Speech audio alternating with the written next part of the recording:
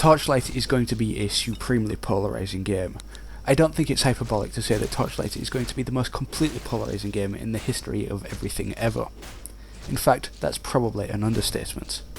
The long and short of it is, Torchlight is an incredibly enjoyable hack and slash RPG that is better than, or as good as, the cream of the genre's crop in most ways. But it also falls short in several fairly decisive ways. It's not a lack of ability or of ambition, but simply of means. Torchlight is an indie game with a $20 price tag, and that it can compete with and in many ways surpass the genre's greatest accomplishments holds a significance that won't be lost on any fan of the genre.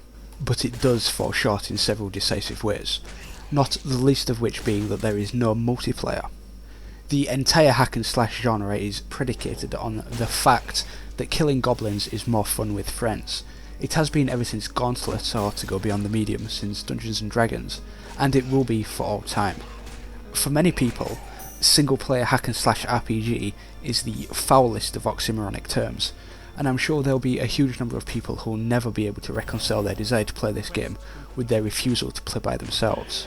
If you're one of these people, that's really your loss, because, like I said, Torchlight is an incredibly enjoyable hack and slash RPG. It's better compared with Fate than with Diablo 2, but nevertheless, this game is much more playable than Diablo 2 is today. That would be the same Diablo that currently lends its name to the informal genre label Diablo Clone. With the release of Torchlight, that label feels as anachronistic as Doom Clone, assuming you don't care about multiplayer. So that will be the assumption. Like every other part of my life, eating, conversations, sex, computer games are a single player experience. So as far as polarising goes, I am in the Northern Hemisphere, and I'm going to judge this game for what it is, not for what it is not. The town of Torchlight has been built on top of a huge vein of ember, which is a valuable magical stone. As it happens, the town's miners weren't the first to seek out this ember.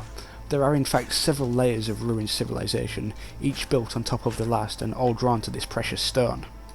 As you explore these mines, tombs and ruins, and delve deeper through the layers, you'll find that there's more at stake than just the town of Torchlight. It's an incredibly boilerplate story, but it's no worse than the story of any other hack and slash RPG, because they're all just, here are a bunch of guys, and here is where you want to kill them. Of course, it lacks the gloss of a bigger budget game, as there aren't any CG cutscenes, but gloss is the easiest thing to live without. You begin your adventure by selecting one of 3 classes. 3 is a somewhat paltry number when compared with Diablo 2's 5 or Titan Quest's DIY mastery system, to name just 2 of the more popular games of the genre, but all 3 major archetypes are covered here, meaning there ought to be something for everyone. There's the melee weapon using destroyer, the spell casting and minion summoning alchemist, and the gun toting vanquisher, or in broader strokes, the warrior, wizard and archer. Once you've decided on a class, you get to pick a pet. Your pet, either a cat or a dog, is your constant companion. It'll fight with you and carry items for you. You can equip it with jewelry and imbue it with limited spellcasting ability, and you can feed it fish that you get through a little fishing minigame. The fish have particular effects ranging from statistic modifications to polymorphic properties. For example, you can have your pet transform into and fight as an elemental for a brief period of time, if you feed it the right fish. But perhaps the best thing about the pet is that you can dismiss it back to town where it'll sell everything in its inventory. It's kind of like Dungeon Siege's pack mule taken to its logical conclusion, and it's going to be impossible to live without it in other games from now on. For pack rats who pick up virtually everything they find, this is an enormous time saver, as you don't have to keep travelling to or and from town yourself, but it's a double-edged sword as it takes almost 2 minutes for your pet to get to and from town, and for that time, you're on your own. You start in the town of Torchlight. It's the only town in the game, and the majority of the adventure takes place in the layers below. In fact, the entire game takes place in procedurally generated dungeons. Because it's all set underground, all the levels are fundamentally similar, which can become taxing. If you aren't terribly fond of dungeons, it'll be intolerable.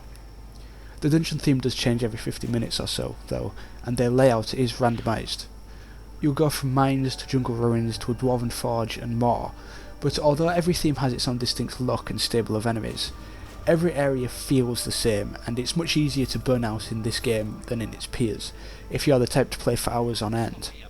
After familiarising yourself with the town and seeing what happens when you try to talk to the horse, you'll pick up a couple of quests and then quickly make your way to the mine, the first dungeon layer, and start killing stuff. It's immediately apparent just how fast and fluid this game is. You move quickly and there are tons of enemies. The game doesn't pull any punches.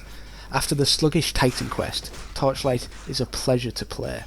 You'll do the usual hack and slash thing, killing enemies, collecting items, gaining experience, levelling up and improving your character. The items, like everything else, are randomised and fall into familiar categories like mundane, magical, rare, set, and so forth. As you level up, you'll earn points to spend on your statistics and abilities. There are only 4 statistics in the game, but this kind of streamlining suits the game well, and it makes it pretty hard to screw up your character, making the game accessible without being overly simple. Each class has 3 unique skill categories, but unlike most other hack and slashers, the only prerequisite on getting a new ability is level, meaning it's not really a skill tree as such. This cuts down on the laborious process of buying skills you don't want just to get to the ones you do want, which is great. One great feature is the fame system, which is a separate experience bar that fills up only by completing quests and by killing named enemies. Every time you gain a fame level, you earn a skill point, which gives you a great incentive to seek out those names. In addition to your skills, you also have 4 slots for spell scrolls, while your pet has 2. These spell scrolls impart abilities like summoning pets, hurling fireballs and healing, which give you a great additional layer of customization for you and your pet. Some of the more popular hack and slash RPGs have 3 difficulties, and after completing one, your character moves on to the next, and so on. Torchlight has a fixed difficulty level determined at the start of the game. Although the game recommends you play on normal first, normal is frustratingly easy. In fact, I didn't die even once on my first playthrough of the main story. Thankfully, there are 2 difficulty levels above normal, and a hardcore mode. If you do happen to die, there's a great multiple choice resurrection system. When you die, you can select either to resurrect where you fell, but lose experience and fame, to resurrect at the entrance to the floor, but lose gold, or to resurrect in town and lose nothing. This kind of choice means you can tailor your experience to your circumstance, and also that you'll never feel cheated. Another cool idea is the inheritance system. Once you've finished the main quest, which will take you about 6 hours, you can continue to play in the game's other dungeons until you reach the level cap of 100, or you can retire your character. Should you choose to retire, you can pass on one item to another character as an heirloom, and this item is enhanced every time it's passed down. The game also has the best cash sink I've seen so far. Instead of stuff like item durability, you spend your money on enchantments. Enchanting a weapon has a chance to imbue it with additional magical properties. The better the item, the more it costs. This means you can create some super powerful items, which is a much more enjoyable way to spend your money. Described by the developers as being inspired by Dragon's Lair meets The Incredibles, the game's visual experience is simple but great. The cartoony style may put off some people, especially a select group of people anticipating Diablo 3, but it's part of what makes the game so fluid. There are also some cool, creative visual ideas, like for example, enemies often aren't just standing around waiting for you, they'll leap off of balconies above, scuttle out of walls, and pop out of huts. The only downside to the visuals is that the screen can get too busy when there are a few spellcasters around, but it's not much of a problem. The music, which is composed by Diablo's Matt Uelmen, is strikingly similar to Diablo 2's at time, which is to say it's great and sets a perfect tone for the game. I haven't had the opportunity to try it out, but there will be an editor available, and the game is purportedly very mod friendly, which is an exciting prospect. Torchlight's foundations are absolutely remarkable, and what it lacks in substance can be filled in by the modders, should there be a large enough community. This may even extend as far as adding multiplayer, which would completely change the game. Torchlight isn't a game that's dependent on these mods, but they could make it way better. As an indie game, Torchlight is absolutely outstanding, but as enjoyable as it is, playing it is also disheartening, because although its fundamental mechanics and core gameplay are unquestionably the best the genre has ever seen, its own limited scope keeps it from being the classic it could be. That there are only 3 classes, that the layered dungeon structure is overly repetitive, and that there is a total absence of multiplayer keep Torchlight from being the definitive go-to game for the hack and slash role player.